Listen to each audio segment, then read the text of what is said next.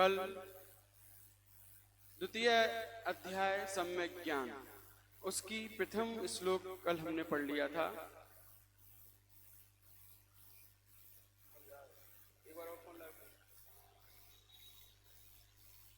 आज उसका द्वितीय श्लोक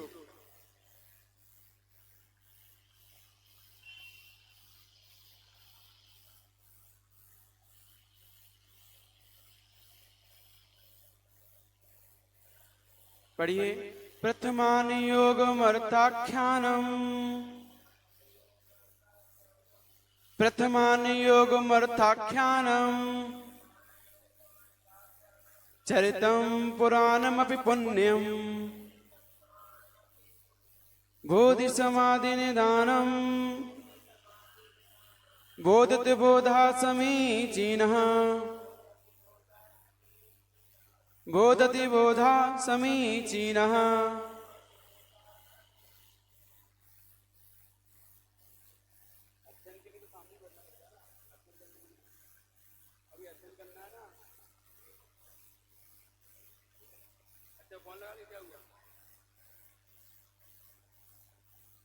जल्दी कहो, उनसे जल्दी आए। तो यहां पढ़िए, एक बार पढ़ के बताइए।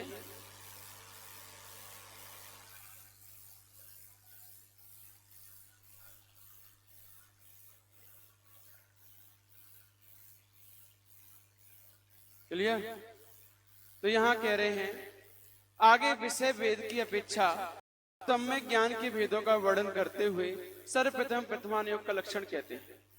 सर्वप्रथम प्रथमान योग, क्योंकि जब भी हमें आगम में प्रवेश करना है, जैन सिद्धांत को समझना है, तो सबसे पहले प्रथमान योग का ही अध्ययन किया जाता है।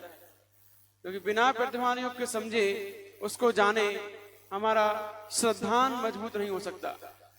प्रथमान योग पढ़ने पर ही हमारा सम्यक मजबूत होता है, दृढ़ होता है। क्योंकि जब उसमें हम प्राचीन पुरुषों की, पुराण पुरुषों की, सदियों की जब हम कहानियां पढ़ते हैं, उनका जीवन चरित्र पढ़ते हैं, तब हमें पता चलता है कि कैसी कठिन विपरीत परिस्थितियों में भी समता भाव में रहा जाता है। तो जब हमारे अंदर समता भाव में अपने धर्म का दृढ़ता से पालन करने की मजबूती आती है, वो प्रथमान योग के अध्ययन से ही आती है।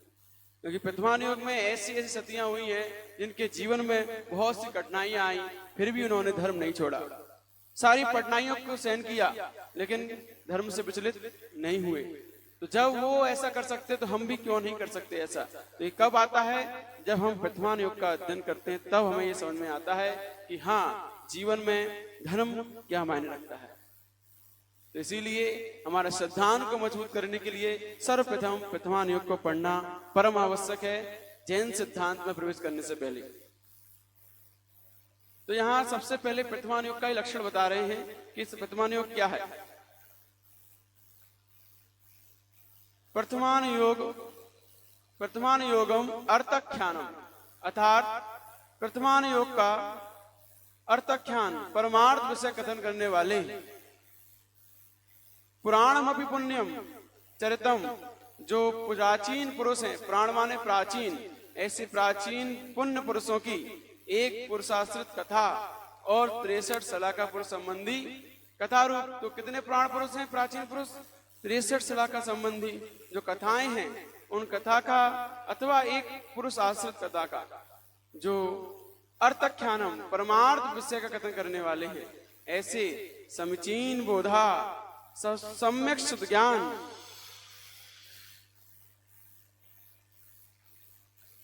पुण्यम, पुण्यवर्धक तथा बोधि समाधि निधानम, बोधि और समाधि के निधान, प्रथमान योगम बोधति, ऐसे प्रथमान योग को मैं बोधति माने जानता हूं।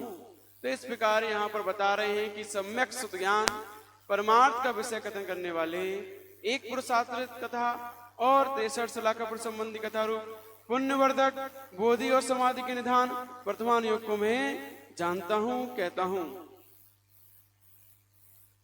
जिसमें एक पुरुष से संबंध रखने वाली कथा होती है, उसे चरित कहते हैं। चरितम, जो एक पुरुष से संबंध रखी, वो क्या कहलाती है? चरित्र, जैसे सैनिक चरित्र, प्रद्युम्न चरित्र, इसमें सिर्फ एक पुरुष की कथा है। और जिसमें कई पुरुषों की कथा हो, जैसे पांडव पुराण, उसमें 5 पांडवों की कथाएं हैं। दुर्योधन की कथा है, श्री कृष्ण की हरिवंश पुराण, जिसमें पूरे हरिवंश का वर्णन है, श्री कृष्ण का वर्णन है, नेमिनाथ का वर्णन है। तो ऐसा हरिवंश पुराण, पद्म पुराण, जिसमें रामचंद्र जी का, सीता का, रावण का, पूरे रघुवंश का, राक्षस वंश का, सबका वर्णन जिसमें है, वो पद्म पुराण है। तो एक व्यक्ति से संबंध जो रखती है वो चरित्र कहलाती है, और जो अनेकों पुरुषों से संबंध रखे वो पुराण कहलाता है। तो ऐसा यहाँ कह रहे हैं कि जिसमें 63 सलाखा पुरुष संबंध रखने वाली कथा होती है उसे पुराण कहते हैं। चरित्र और पुराण दोनों ही प्रथमान योग शब्द से कहे जाते हैं। यह प्रथमान योग उपन्यास की तरह कल्पित अर्थ का वर्णन न कर परमार्थ विषय का वर्णन करता है। जो उपन्यास होते हैं उनमें कल्पनाएं बहुत सारी होती हैं, लेकिन यहाँ कल्पनाओं नहीं, परमार्थ का विषय वर्णन किया जाता है, इसलिए इसे आर्ताख्यान कहते हैं। इसके पढ़ने और सुनने वाले जीवों को पुण्यबंध होता है, इसलिए इसे पुण्य भी कहते हैं। और इसके सिवाय प्रथमान योग बोधि अर्थात रत्नत्व प्राप्ति और समाधि अर्थात धर्म और सुख ध्यान की प्राप्ति का निधान है। सम्यक ज्ञान ऐसे प्रथमान योग को जानता है। कौन जानता है ऐसे प्रथमान योग को? सम्यक ज्ञान, क्योंकि सम्यक ज्ञान होने पर ही ऐसे आर्ष ग्रंथों को पढ़ने की रुचि आती है, तभी हमें समझ में आता है। तो ये सब चरित्र, एक पुरुष की कथा कहे चरित्र, 63 पुरुषों की कथा है जिसमें हो उसे पुराण, और जिसमें कल्पित व्याख्यान ना हो, परमार्थ व्याख्यान हो, इसीलिए इसे क्या कहते हैं? अर्थख्यान। और जो जीवों को पढ़ने से भी और सुनने से ही पुण्य का बंध कराता है, इसीलिए इसे पुण्य भी कहते हैं। और ये प्रथमान योग इन सब के सिवाय साथ साथ रत्नत्रय बोधि और समाधि की प्राप्ति कराने में सहायक है, हेतु है, उसका निदान है। इसीलिए ऐसे प्रथमान योग को सम्यक ज्ञान से जाना जाता है। प्रथमान योग जिनवाणी का एक प्रमुख अंग है। कथा के माध्यम से वस्तु स्वरूप को प्रतिपादन करने वाला यह अंग प्राथमिक जीवों के लिए अत्यंत हितकारी है। जो प्राथमिक है, मतलब सबसे पहले जो आगम में प्रवेश कर रहे हैं, द्वादशांग को अभी जिन्होंने जाना नहीं है, पहली बार जो अध्ययन करने बैठ रहे हैं, ऐसे प्राथमिक लोग, जैसे प्राथमिक कक्षा जब स्कूल में जाते हैं तो पहला कौन सा होता है? प्राथमिक। LKG से लेकर 5th क्लास तक प्राथमिक विद्यालय कहलाता है। तो ऐसे ही यहाँ पर जो नया नया विद्यार्थी है, नया नया अध्ययन करने वाला है, ऐसा जीव प्राथमिक है। उस प्राथमिक व्यक्ति को सबसे पहले जिनवाणी का प्रमुख अंग प्रथमान योग पढ़ना चाहिए। लोग पूछते हैं कि महाराज जी हम सबसे पहले क्या पढ़ें? जैन शासन को समझने के लिए, जिन धर्म को समझने के लिए क्या चीज का अध्ययन शुरुआत से करना चाहिए? तो सबसे पहले प्रथमान योग पढ़ना चाहिए। समझना चाहिए कि जिन शासन में क्या क्या महत्वशाली चीजें हैं, कौन कौन से महापुरुष जिन शासन में हुए हैं, उनका जीवन चरित्र किस प्रकार का रहा है, हमारा चरित्र कैसा है, हमें अपना चरित्र कैसा बनाना है, तब जाकर हम जैन सिद्धांत अपने अंदर उतार पाएंगे। ये सारी बातें प्रथमान योग के अंतर्गत समझ में आती हैं। तो सबसे पहले प्रथमान योग पढ़ना चाहिए जिन शासन को समझने के लिए। हाँ, ये पद्म पुराण, 24 पुराण, हरिवंश पुराण, जितने पुराण हैं सब प्रथमान योग में आते हैं।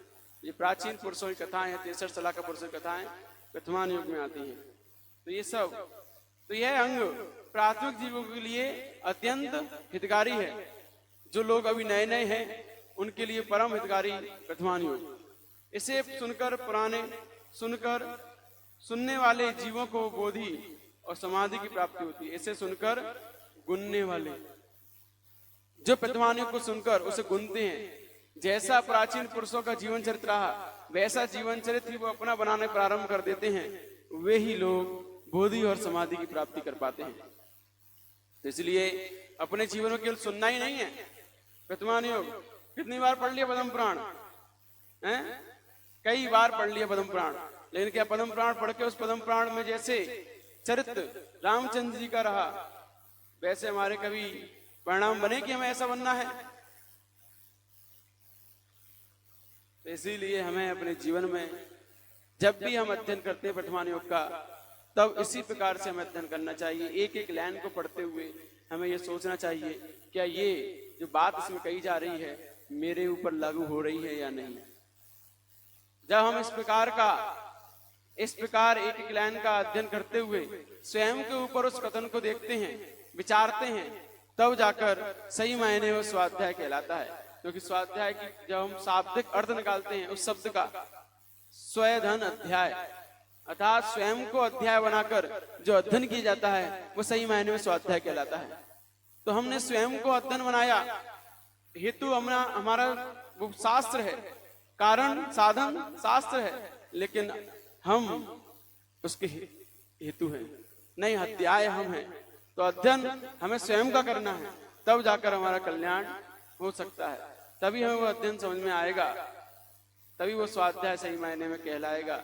जब हम उसको पढ़ते हुए एक एक लाइन को पढ़ते हुए अपने ऊपर उसको विचारते हैं कि ये चीज मेरे अंदर है या नहीं, गलत चीज है तो सोचिए मेरे अंदर है या नहीं, सही चीज है तो सोचिए मेरे अंदर है या नहीं। तो इस प्रकार का जब हम अध्ययन करते हैं तब सही मायने में वो स्वाध्याय कहलाता है। क्योंकि शास्त्र क्या है? शास्त्र आंसर शीट है। शास्त्र क्या है?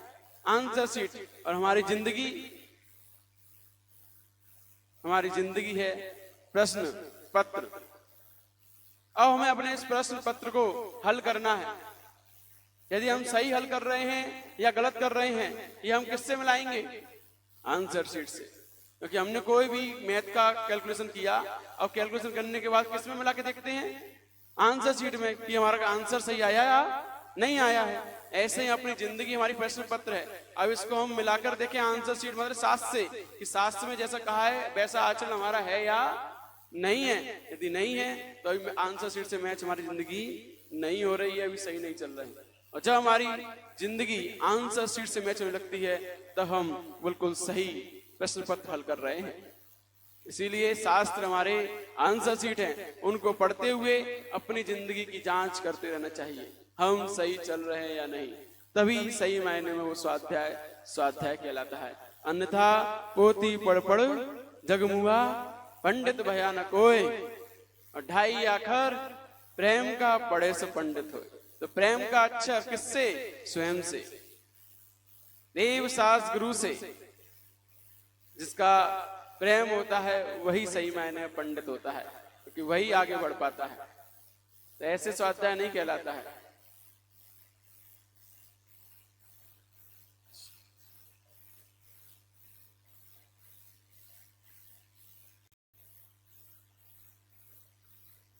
तो वर्तमान योग जिनवाणी का प्रमुख अंग है जो बोधि और समाधि की प्राप्ति जिससे होती है।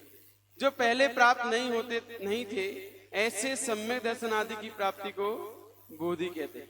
जो पहले ही प्राप्त नहीं थे उसे जो इसे पढ़कर प्राप्त कर लेता है वो बोधि कहलाती है। जो हमें पहले नहीं थी अब हो गई है वो क्या कहलाएगी? बोधि। और प्राप्त तत्वों को अच्छी तरह जानना अथवा धर्म और शुक्ल ध्यान को प्राप्त होना समाधि है। जब हमने तत्वों को जाना है, समझा है, अब उस जानने समझने के बाद अब उस रूप प्राप्त होना, वैसा अपने आप को ढालना जैसा हमने जाना है, धर्म ध्यान के द्वारा या शुक्ल ध्यान के द्वारा, किन्हीं भी ध्यान के द्वारा जब हम अपने आप को वैसा ढालने लगते हैं, वैसा उस रूप होने लगते हैं। तत्व रूप जो हमने तत्व को जाना है, उस तत्व रूप होने का जो पुरुषार्थ है वो एक दिन समाधि का रूप ले लेता है। समाधि का अर्थ हमने बताया था मरण नहीं होता है। समाधि का अर्थ ये नहीं कि मरना, नहीं, समाधि का अर्थ होता है समधनधि। समधन आदि, आदि कहाँ होती है? दिमाग में। टेंशन जो मानसिक तनाव है उसे आदि कहते हैं। तो आदि को दूर करना, सम्यक प्रकार की अपनी बुद्धि बनाना, राग द्वेष से रहित निराकुल भाव को प्राप्त होना समाधि कहलाती है। जहां निराकुल भाव होते हैं, निराकुलता होती है, राग द्वेष से रहित समता भाव होता है, वो मन की समाधि होती है। तो ऐसी समाधि हमारे जीवन में तभी प्राप्त होती है जब हम तत्वों को अच्छी तरह जानकर उसे अपने अंदर धारण करने का प्रयास करते हैं। तो प्रतिमान योग इन दोनों का निधान खजाना कहलाता है। इसका कथानक वास्तविक होता है, उपन्यास की तरह कल्पित नहीं होता। यह प्रतिमान योग बांचने और सुनने वालों जीवों की मानसिक पवित्रता का कारण होने से पुनरूप होता है। जम्मू स्वामी चरित, प्रथम चरित, महापुराण, उत्तर पुराण, पद्म पुराण आदि इसके उदाहरण हैं। ये सब इन्हीं के उदाहरण हैं प्रथमान योग के। अब अगला श्लोक कर्णान योग। प्रथमान योग के बाद कर्णान योग, और उसके बाद आएगा चरणान योग, फिर उसके बाद आएगा द्रव्यान योग। तो ऐसे सम्यक ज्ञान के 4 अनुयोग हैं, और जिन 4 अनुयोगों में से प्रथम सबसे पहले अध्ययन करने योग्य है तो क्या? प्रथमान योग। जैसा क्रम है वैसा ही यहाँ आचार्य समंतवत गोस्वामी हैं बतला रहे हैं कि इस क्रम के अनुसार हमें अपने जीवन को, अपने अध्ययन को प्रारंभ करना चाहिए।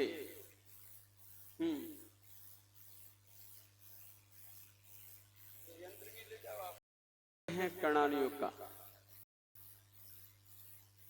लोकालोक विभक्तेर युग परिवृत्तेश चतुर्गतीनां च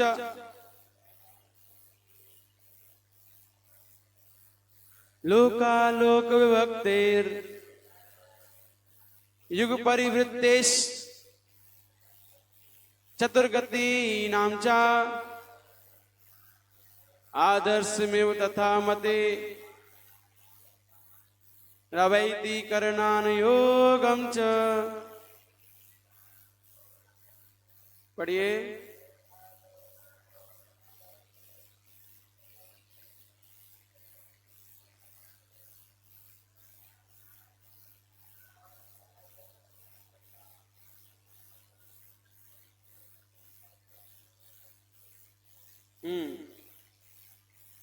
क्लियर? पढ़ना आ गया? आ गया? तो इसका अर्थ देखिए। कर्णान योग का लक्षण, लोकालोक विभक्तेर, जो लोक अलोक का विभाग करे, लोक और अलोक का विभाग करे, युग परिवृत्तेश और युगों के परिवर्तन का,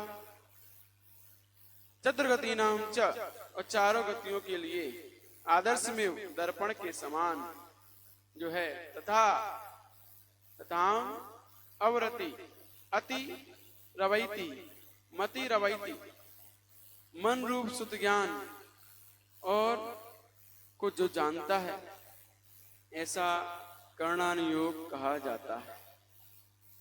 मनन रूप प्रथमान योग की तरह, तथा शब्द से यहां लेंगे प्रथमान योग की तरह। मति माने मनन रूप, जो शुद्ध ज्ञान है वो कैसा है?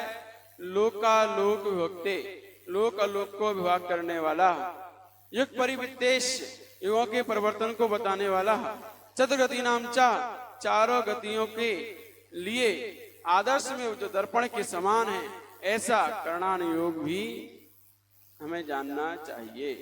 ऐसा कर्णान योग है जो कर्णान योग सब लोक आलोक को, युगों के परिवर्तन को, 4 गतियों के परिभ्रमण को जो जानता है वो क्या कहलाता है? कर्णान योग कहलाता है। तो कर्णान योग में लोक आलोक का वर्णन मिलेगा। लोक कैसा है, आलोक कैसा है। कल हम पढ़ रहे थे तत्वार सूत्र में, पूरा जम्बू द्वीप का वर्णन चल रहा था, ये लोक के अंतर्गत आता है। हम कल कर्णान योग पढ़ रहे थे। उससे पहले तत्वार सूत्र में हम पढ़ रहे थे नरक का वर्णन, वो भी 4 गति में से एक गति है, तो वो भी कर्णान योग में आती है। उससे पहले द्वितीय अध्याय में हमने भाव पढ़े थे, जीव के 5 भाव होते हैं, वो भी कर्णान योग में आता है। उससे पहले हमने जीव की विशेषताएं पढ़ी थी, संसारी जीव, स्थावर जीव, उसकी इंद्रियां आदि आदि सब कर्णान योग में आता है। तो पहला अध्याय ज्ञान का विषय जो था, वो ज्ञान का विषय, मतिक ज्ञान का विषय, वो भी कर्णान योग में आता है। तभी तत्वार्थ सूत्र के पहला अध्याय, दूसरा अध्याय, तीसरा अध्याय, ये भी कर्णान योग का चल रहा है। हाँ, तीनों अध्याय में कर्णान योग भरा पड़ा है, शुरुआत के 3, और चौथे अध्याय में क्या है? वो भी कर्णान योग है, देवगति का वर्णन है वहां पर। 5वें अध्याय में 5-6 द्रव्यों का वर्णन है। किसका? 6 द्रव्यों का, वो द्रव्यानुयोग में जाएगा। उसके बाद कर्णानुयोग, उसके बाद कर्णानुयोग, कर्णानुयोग नहीं चरणानुयोग। 6वें अध्याय में चरणानुयोग नहीं, 7वें से चरणानुयोग आएगा। 6वें में भी द्रव्यानुयोग है, क्योंकि 6वें में आश्रव का काम है, तो वो भी द्रव्यानुयोग है। और 7वें में व्रतों का महत्वता आ जाएगी। जहां व्रत की बात हो, नियम संयम की बात हो, वो चरणानुयोग आ जाता है। तो इस प्रकार से प्रत्येक अध्याय में एक एक अनुयोग भरा पड़ा है।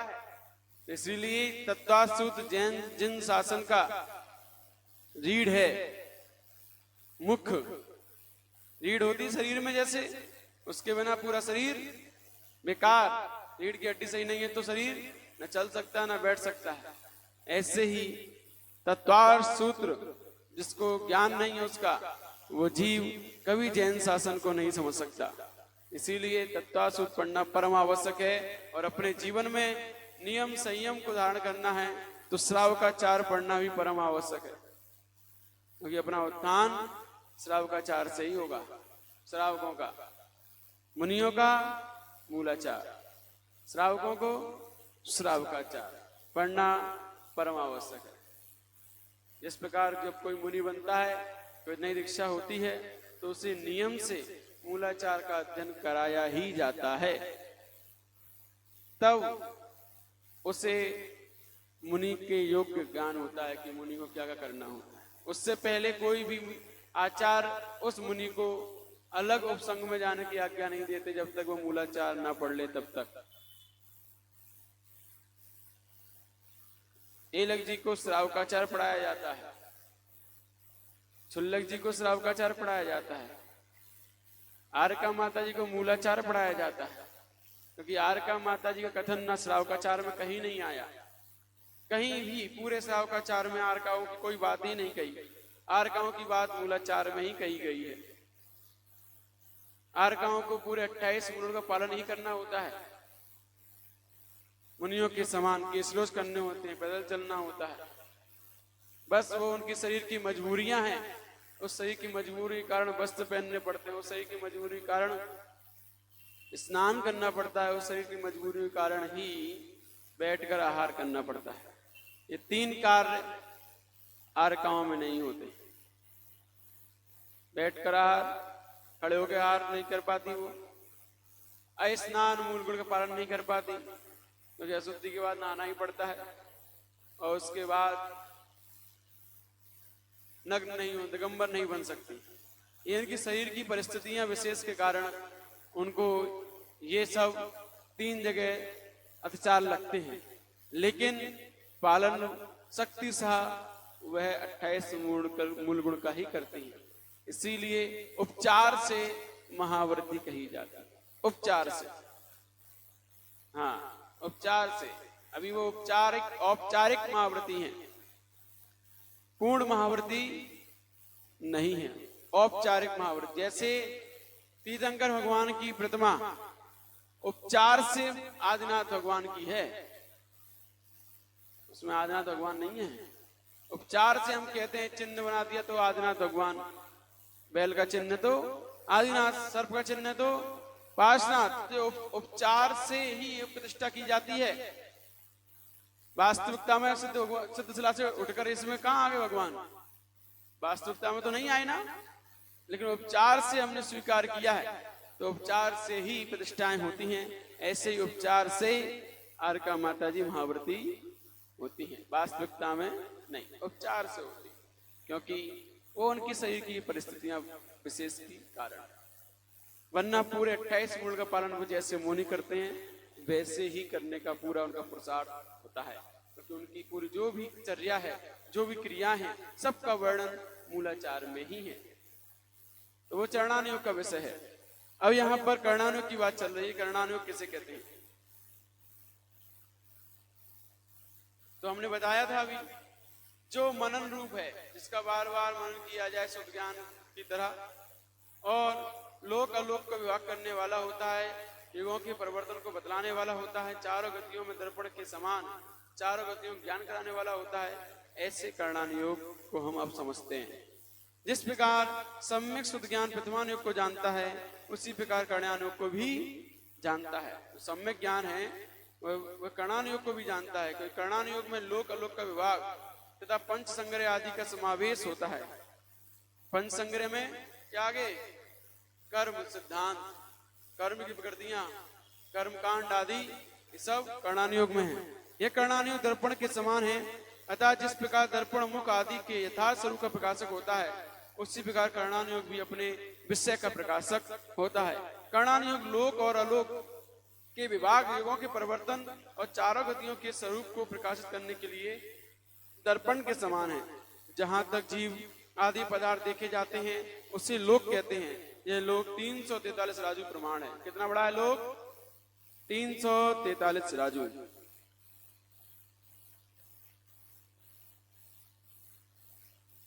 कैसे है 343 राजू?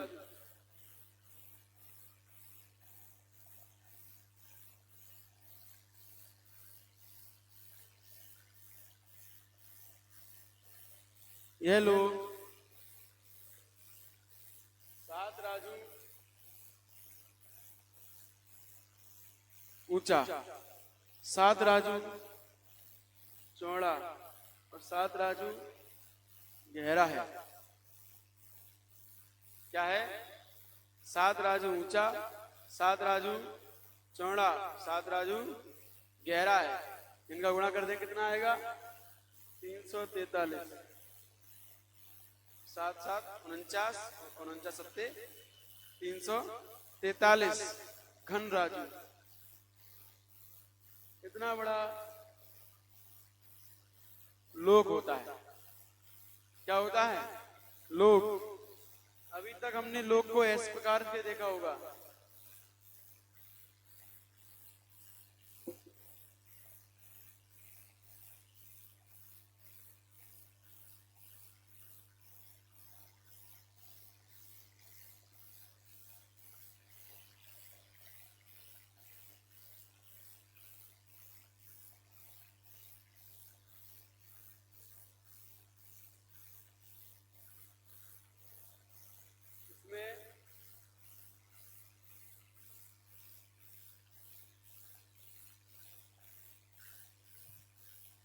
वो जैसा टेढ़ा मेढ़ा बंदा है देख लो।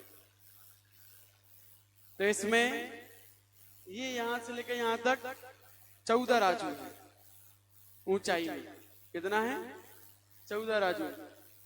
और यहाँ पे 5 राजू है। यहां से लेके यहां तक 5 राजू, यहां से लेके यहां तक 14 राजू, और यहाँ पर यहां से लेके यहां तक 7 राजू, और यहाँ पे 1 राजू। हाँ, सिद्ध शिला पे और मध्यलोक में 1 राजू, और यहाँ पे 5 राजू। तो इस प्रकार का ये लोक है। अभी ये ऐसा है, जब इसको अपन ऐसा बनाते हैं,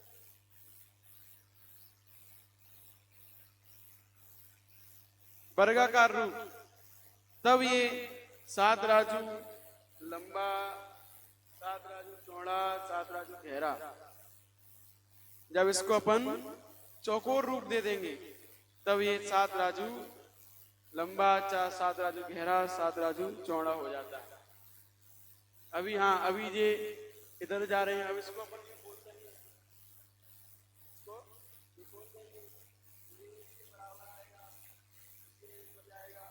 इस प्रकार से 7 राजू का लंबाई, चौड़ाई और गहराई हो जाती है। तो उनको गुणा करने पर 343 घन राजू इस वर्ग का क्या आता है? घन क्षेत्रफल, घनफल 343 राजू निकल के आता है। तो ऐसा ये है लोक।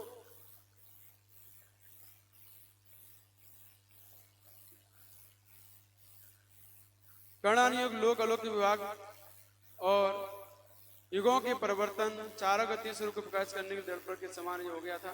तथा यहाँ जीव आदि पदार्थ देखे जाते हैं उसे लोक कहते हैं। लोक कैसे कहते हैं? जहाँ पर जीव अजीव आदि पदार्थ देखे जाए उसे क्या कहते हैं? लोक, जहां नहीं होते वो अलोक। तो इसीलिए लोक छोटा सा है और अलोक बहुत बड़ा है।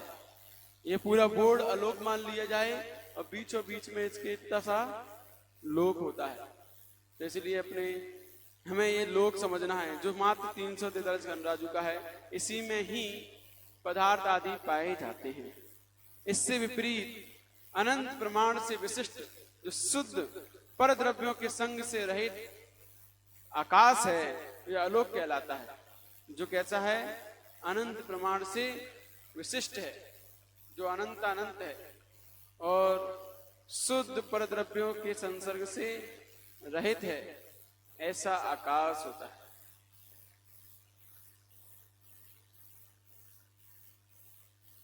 हाँ, वही इसी की बात चल रही है, उसी आकाश की जो पर द्रव्यों के संसर्ग से। हाँ? क्या?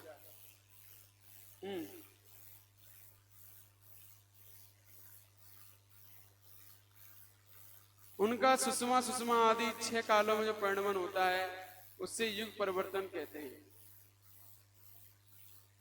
और अब यहाँ कह रहे हैं, जो आलोक बता दिया, अब इसके बाद उत्सर्पणी आदि कालों के भेदों का युग कहते हैं।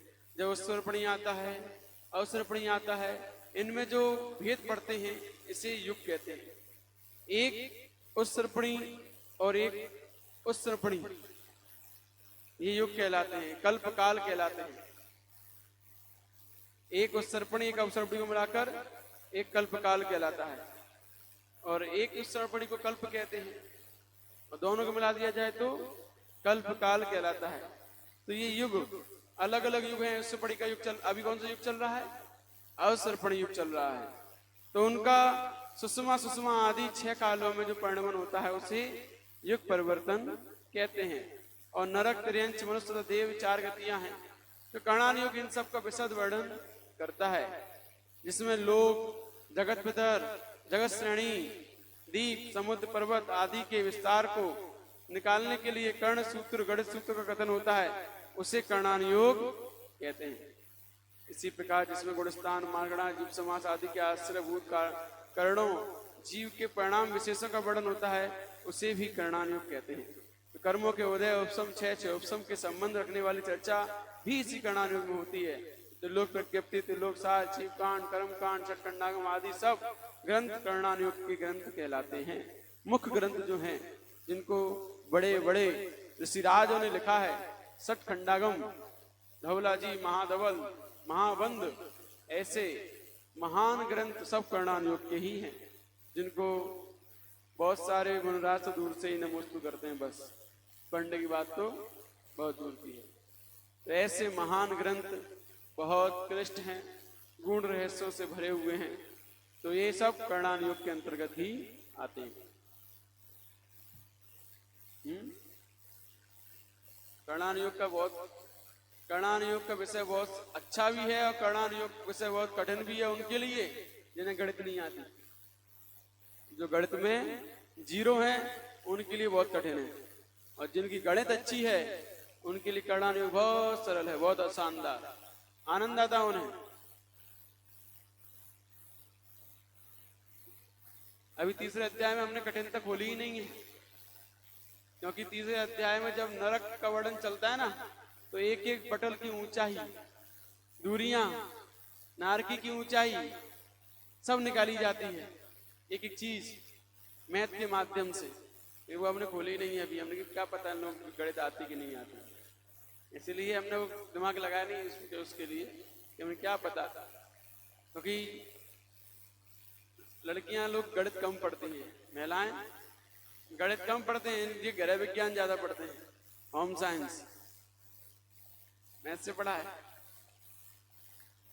इसलिए हमने वो चैप्टर ही नहीं खोला। खोलेंगे, समय आएगा तो। ये तीसरा अध्याय पूरा होने के बाद अगर हमने मन में आ गया तो वो भी पढ़ा सकते हैं कि कैसे कैसे किस प्रकार से नारकी जो पटल हैं, उन पटल की दूरियां कितनी हैं, कैसे पटल निकालते हैं, पटलों की संख्या कैसे निकालते हैं, पहली गति में कितने हैं, दूसरी में कितने हैं, तीसरी में कितने हैं, उसकी संख्या कैसे निकाली जाती है, नारकियों की ऊंचाई कैसे कितनी है, ये सारी चीजें मैथ के माध्यम से निकाली जाती हैं। ये वो चीज हमने अभी खोली नहीं है, जब समय आएगा तो खोलेंगे। अब चरणान योग क्या? हाँ, जैन भूगोल चरणान योग की गाथा। समय हो गया है, तत्वासुख प्रारंभ करते हैं। आज के लिए इतना ही।